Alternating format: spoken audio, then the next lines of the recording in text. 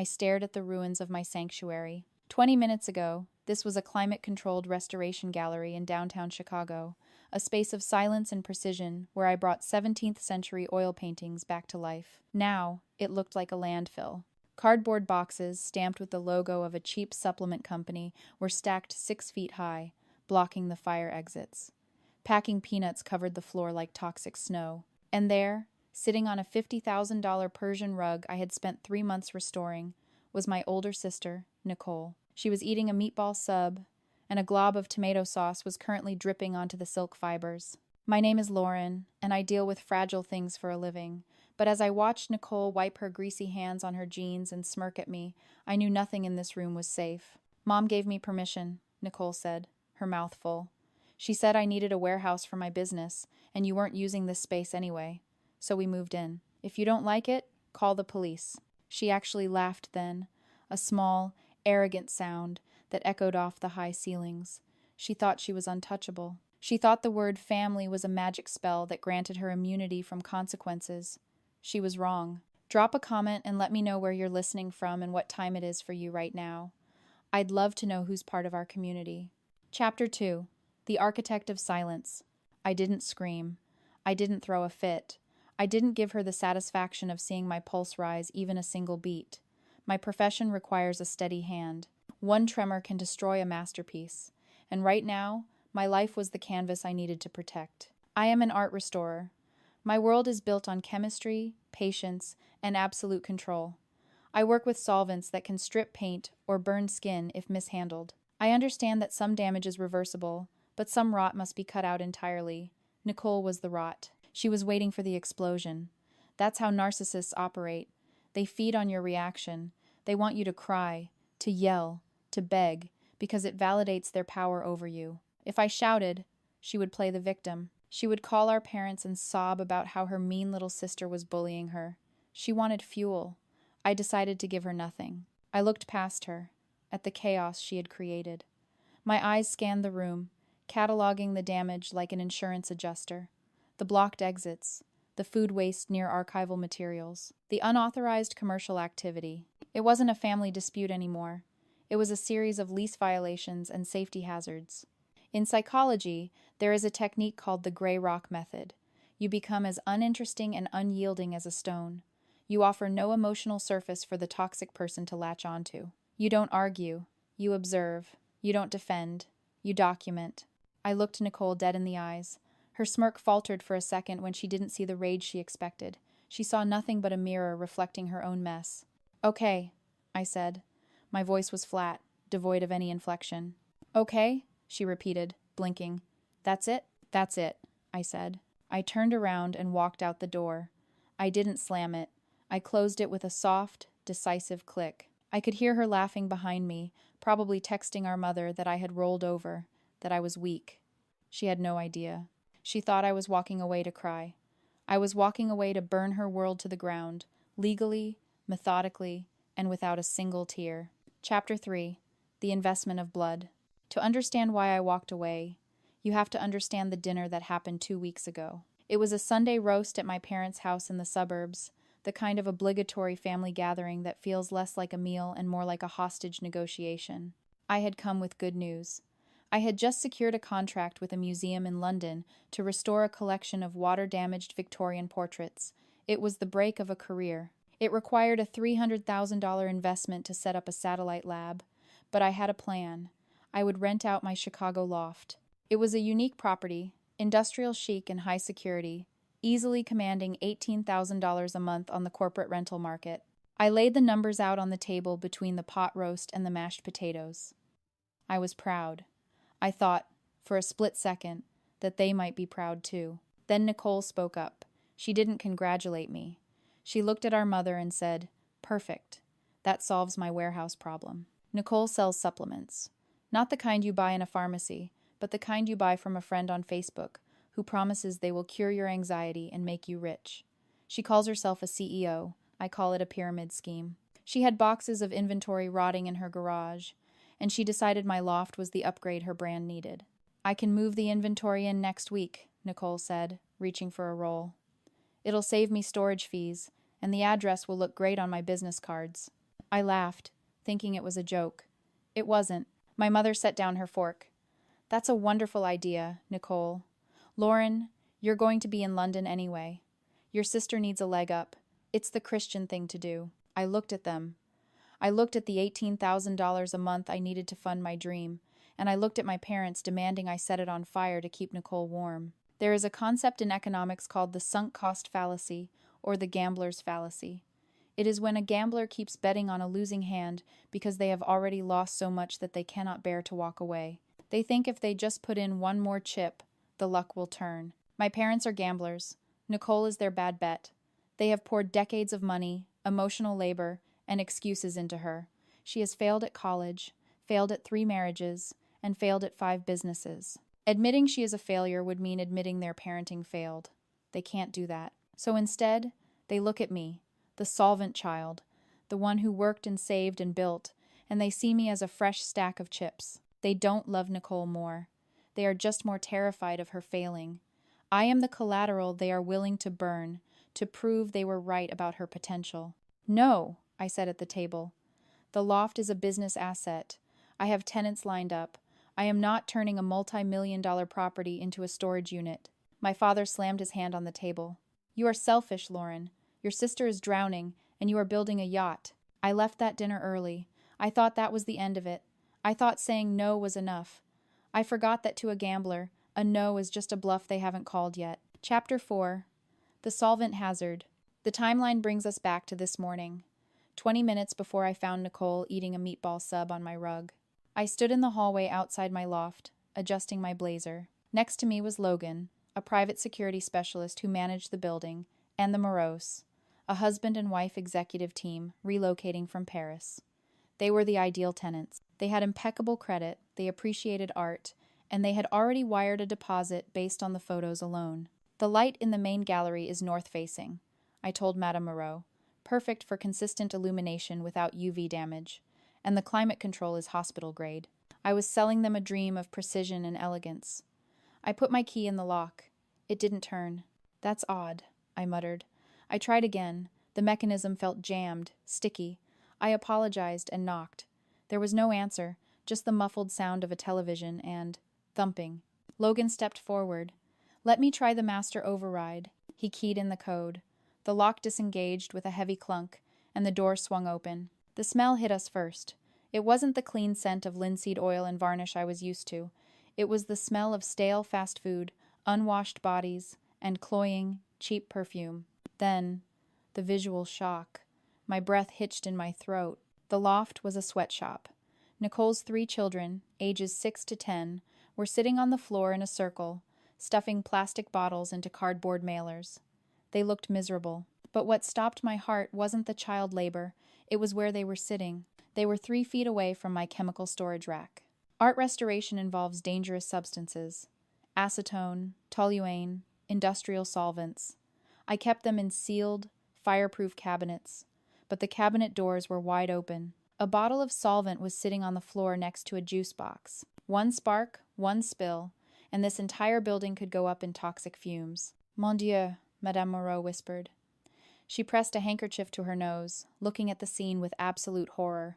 This is, Monsieur Moreau began, then shook his head. This is not as advertised. I watched them back away toward the elevator. I didn't try to stop them. What could I say? Ignore the unauthorized commercial operation and the fire hazards? They were gone. That was $432,000 of rental income walking out the door. Logan looked at me, his face pale. Lauren, is that acetone next to the kids' lunch? Yes, I said. That was the moment the switch flipped. This wasn't a family squabble. This was negligence. This was endangerment. This was a liability nightmare that could bankrupt me and send me to prison if a child ingested those chemicals. Nicole looked up from the couch then, wiping tomato sauce from her lip. She didn't look guilty. She looked annoyed that we had interrupted her show. Oh, you're here, she said. You should have called first. Chapter 5. The 911 Protocol. The elevator ride down to the lobby was the longest 30 seconds of my life. I stood next to Logan, my hands trembling slightly. Not from fear, but from the adrenaline of finally, irrevocably choosing myself. My phone buzzed in my pocket like an angry hornet. I didn't look at it. but I knew who it was.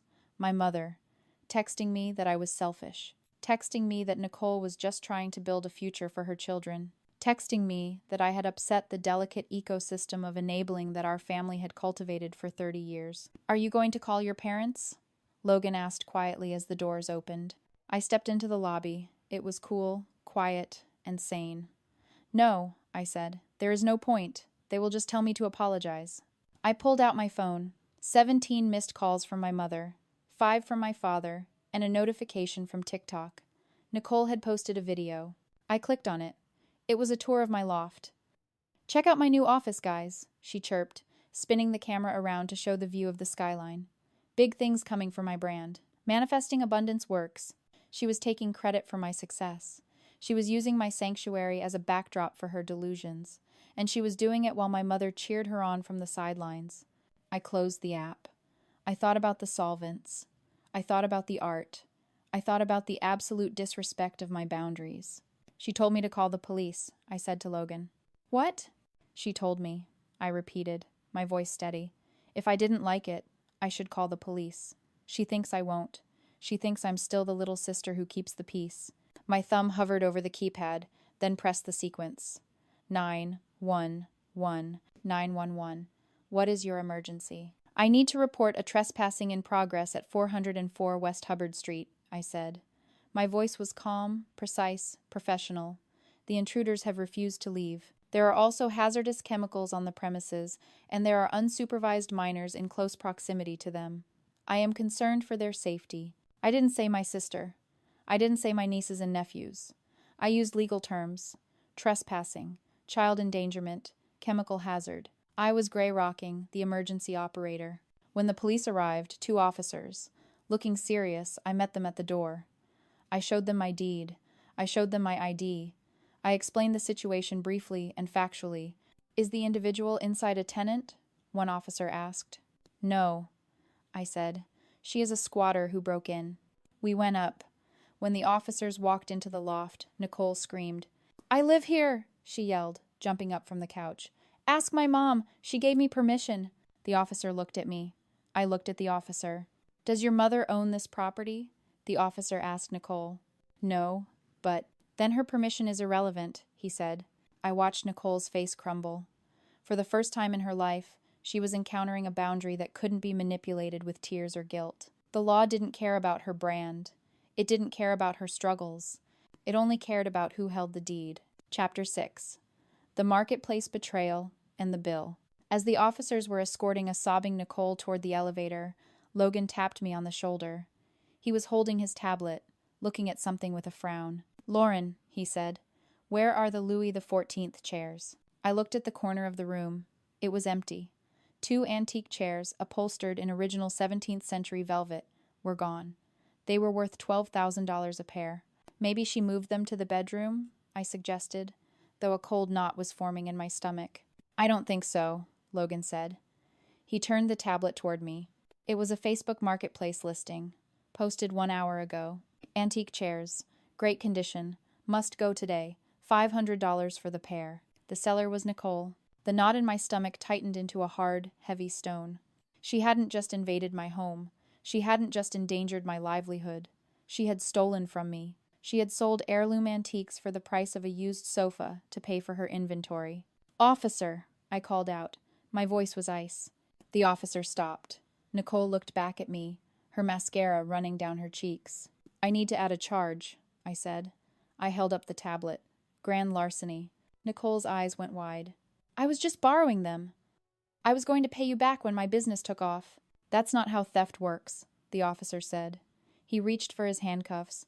This wasn't a family dispute anymore. It was a felony. By the time my parents arrived at the precinct to pick up the children, Nicole was being processed. They burst into the waiting area, my mother's face red and blotchy, my father looking like he wanted to hit someone. "Drop the charges!" my mother screamed, rushing at me. "She's your sister! How could you do this?" I didn't flinch. I reached into my bag and pulled out a document I had drafted on my phone while waiting. It was an invoice. "This is a bill," I said, handing it to my father. "For the professional cleaning of the loft, for the disposal of the hazardous waste she brought in, for the restoration of the rug she ruined." and for the market value of the chairs she sold. My father stared at the paper, his hands shaking. You are dead to us. Good, I said. That means you can't ask me for money anymore. I turned my back on them. I walked out of the station, into the cool Chicago night. I was alone. I had no family, and I had never felt more free. Chapter 7. The Architecture of Peace. It has been 6 months since I walked out of that police station. I am currently sitting in a small cafe in Kensington, London, watching the rain wash the cobblestones clean. My phone is on the table, face up. It is quiet. The Chicago loft was rented out 3 weeks after the incident. I had to hire a specialized cleaning crew, the kind that usually deals with crime scenes or hoarding situations, to fully sanitize the space. They stripped the carpets, repainted the walls, and removed every trace of the chaos Nicole had brought into my world. It cost me $5,000, but it was worth every penny to exorcise the ghosts of obligation. The Moreaus, the French couple who had fled in horror, actually came back. Logan explained the situation to them, that the squatter had been arrested and the security codes had been changed. They signed a 2-year lease, paying the full $18,000 a month up front. That capital allowed me to open my London studio ahead of schedule. I don't talk to my parents. I don't talk to Nicole, but I do talk to my Aunt Sarah. She called me yesterday with an update. Nicole pleaded guilty to grand larceny to avoid jail time. She is currently serving 2 years of probation and has a permanent criminal record. No reputable landlord will rent to her, and her brand collapsed the moment the mugshot went public. She is living in my parents' basement, along with her 3 children. My parents are broke. They drained their retirement savings to pay for Nicole's legal defense. The sunk cost fallacy finally caught up with them. They kept betting on a losing hand until the house took everything. Aunt Sarah told me they spend their dinners complaining about how ungrateful I am, how I abandoned the family. I listened to her, and I felt nothing. No anger, no guilt, no desire to call them and explain myself. I used to think that sanctuary was a physical place. I thought it was white leather sofas, climate-controlled galleries, and expensive locks. I thought if I built a perfect enough space, I would finally feel safe. But I was wrong. Sanctuary isn't a place. It is a boundary. It is the ability to say no without explaining yourself. It is the refusal to set yourself on fire to keep others warm. It is the realization that blood is biology, but family is behavior. I looked at the rain falling on the London streets. I am alone here, but I am not lonely. I have my work. I have my self-respect. And most importantly, I have the keys to my own life. And I am never making copies for anyone else again. If you have ever had to become a gray rock to survive a toxic family member, hit that like button and share this story with someone who needs to know that walking away isn't quitting, it is winning.